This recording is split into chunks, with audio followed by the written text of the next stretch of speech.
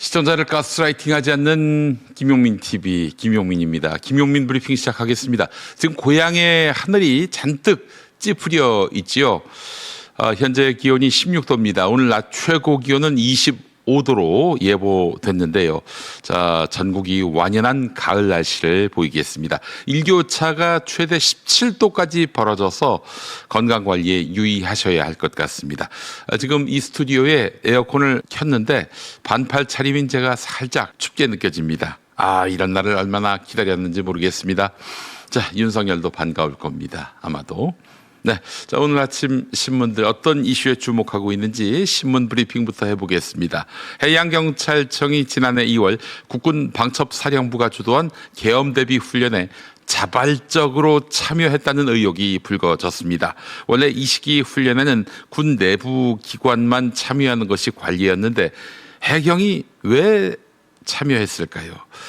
해경이 합동수사본부 훈련에 인력을 보낸 것은 매우 이례적이었다는 방첩사 간부들의 증언이 나왔습니다. 이 과정은 해경 고위 간부와 여인형 전 방첩사령관 등이 속한 충암고 모임 시기와 맞물려서 특검의 의혹을 키우고 있습니다. 실제로 방첩사는 당시 편성 계획을 바꾸며 해경의 합수부 파견 근거를 새로 삽입한 것으로 전해졌습니다.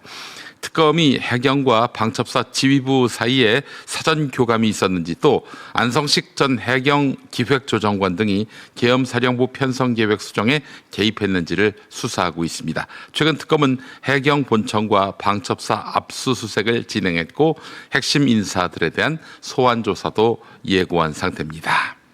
민중기 특별검사팀, 이른바 김건희 특검이 윤석열 정부 시절 국민의힘 전당대회를 앞두고 권성동 의원뿐 아니라 여러 잠재 후보들이 통일교 측에 지원을 요청한 단서를 확보했습니다. 특검은 통일교 핵심 인사 윤영호 씨와 건진법사 전성배 씨가 주고받은 문자 메시지를 분석하고 있는데요. 이 문자에는 여러 주자들이 요청했다, 윤심은 권성동 같은 내용이 담겨 있었습니다. 또 통일교가 교인 수만 명을 책임당원으로 집단 가입시켜서 김기현 당대표와 일부 최고위원 후보를 지원했는지 의혹이 제기됐습니다. 실제로 김기현 의원이 당선됐지요. 당대표 김기현 의원이 말입니다. 조수진, 장해찬 후보도 최고위원에 올랐습니다. 김건희와 통일교 측은 혐의를 부인하고 있는데요. 특검은 정당법 위반 여부를 집중 수사하고 있습니다. 정당법 위반이 확인되면 위헌정당이지요. 네. 민중기 특별검사팀이 국민의힘 전당대회와 관련한 통일교 개입 의혹 수사에 속도를 내고 있다는 소식 전해드리고 있는데요. 특검은 최근 국민의힘 당원 명부 관리업체를 압수수색해서 통일교 교인으로 추정되는 당원 명단을 확보했습니다. 이미 통일교 본부와 산하기관에서 확보한 교인 명단과 대조해서 중복 여부를 걸러낸 것인데요. 수사 결과 2023년 3월 전당대회를 앞두고 실제로 수천 명의 교인이 국민의힘에 가입하는 사실이 드러났습니다. 당시 통일교 핵심 인사들이 권리당원 10,000명 이상 필요하다, 이런 대화까지 주고받은 정황도 확인했는데요. 전체 책임당원 74만 명 중 규모는 크지 않지만 자유의사가 없는 집단 가입은 정당법 위반 소지가 큽니다. 특검은 통일교 측이 총선 비례대표 등 정치적 이익을 노리고 조직적으로 입당했는지 추적하고 있습니다. 내란 특검이 윤석열을 피의자 신분으로 소환합니다.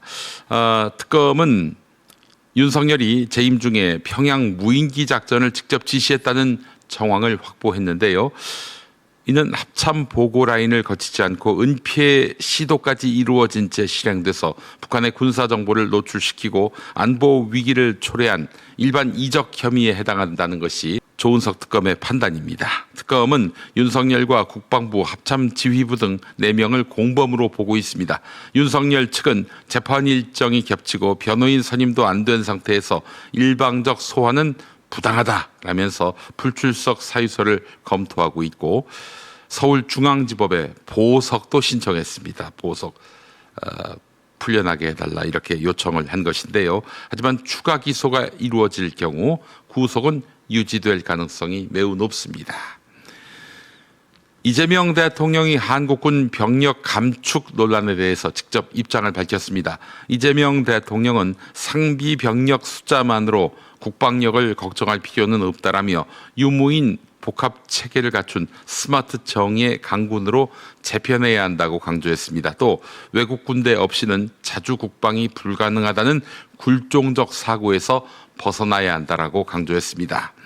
자, 실제로 한국군은 2020년 65만 명에서 올해 45만 명으로 줄었고 2040년에는 35만 명까지 감소할 전망입니다. 북한이 128만 명의 병력을 유지하는 상황에서 병력 격차가 심해질 것이라는 우려가 크다고 조선일보가 오늘 보도했는데요. 전문가들은 드론과 인공지능 등 첨단 전력 강화가 필요하지만 당장 병력 부족으로 경계와 포병 운용에 차질이 생기고 있다면서 신중한 대비를 주문하고 있습니다. 이상 오늘 아침 신문 주요 기사 살펴봤습니다.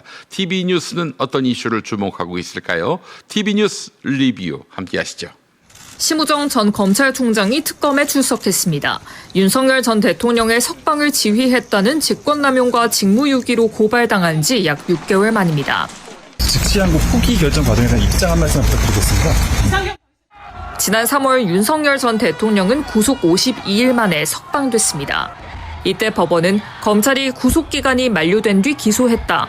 공수처가 윤 전 대통령을 수사할 수 있냐는 적법성 의문을 해소해야 한다는 이유를 들어 구속을 취소해야 한다고 봤습니다. 검찰이 즉시 항고하면 석방 대신 상급심 판단을 받을 수 있던 상황. 하지만 심우정 검찰총장은 27시간 넘는 논의 끝에 즉시 항고 포기를 결정했습니다. 수사팀은 수사팀의 의견을 제출하였고 저희 대검의 부장회의 등을 거쳐서 모든 의견을 종합해서 제가 판단을 한 것입니다. 한학자 통일교 총재가 구속 갈림길에 섰습니다. 구속영장 심사는 오늘 오후 1시 30분부터 서울중앙지법에서 열립니다. 적용 혐의는 김건희 여사에게 고가 목걸이, 가방 등을 주고 교단 현안을 청탁했다는 청탁금지법 위반 혐의와 권성동 국민의힘 의원에게 1억 원을 줬다는 정치자금법 위반 혐의입니다. 이 과정에 통일교 자금을 썼다는 업무상 횡령과 증거인멸 교사 혐의도 포함됐습니다. 특검팀은 한 총재가 교단 지도자인 만큼 구속하지 않으면 증거인멸을 할 가능성이 높다는 점을 강조했습니다. 취임 직후 주요 7개국 정상회의로 다자외교 첫 발을 내딛었던 이재명 대통령이 최고 다자회의 무대인 유엔 총회에 나섭니다. 민주 대한민국의 복귀를 선언하고 한반도 정책 등 우리 정부의 외교 비전을 제시하는 한편 인류의 평화와 번영을 이루어 나가기 위한 한국의 기여 방안에 대해서도 설명하실 예정입니다. 12.3 계엄을 극복한 한국이 민주주의 선진국으로 도약했다는 점을 알리고 기후위기 등에 대해 글로벌 책임국으로서 기여하겠다는 의지를 내비칠 전망입니다.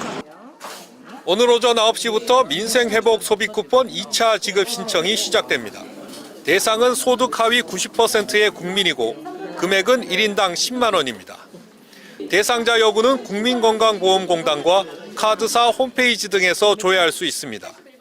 1차 때와 마찬가지로 신용카드나 체크카드, 선불카드, 지역사랑 상품권으로 받을 수 있습니다. 11월 30일까지 써야 하는 것도 1차 때와 같습니다. 신청 첫 주는 출생연도 끝자리에 따른 요일제가 적용됩니다.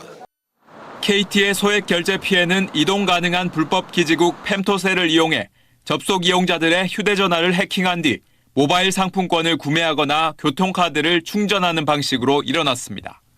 그런데 KT가 국회에 제출한 자료에 따르면 기존에 알려진 경기 광명과 부천, 서울 금천구 등 수도권 서남부 이외에도 피해 지역이 더 있었던 것으로 확인됐습니다. 지난달 5일부터 8일 사이 서울 동작구, 관악구, 영등포구에서 15명이 천여만 원의 피해를 입었고 8일과 11일에는 서울 서초구에서 3명이 227만 원의 소액 결제 피해를 봤습니다. 이후에는 경기 광명시와 서울 금천구에서 26명의 피해가 잇따랐습니다. 그리고 같은 달 20일 고양시 일산동구에서 3명이 170여만 원 피해를 봤습니다.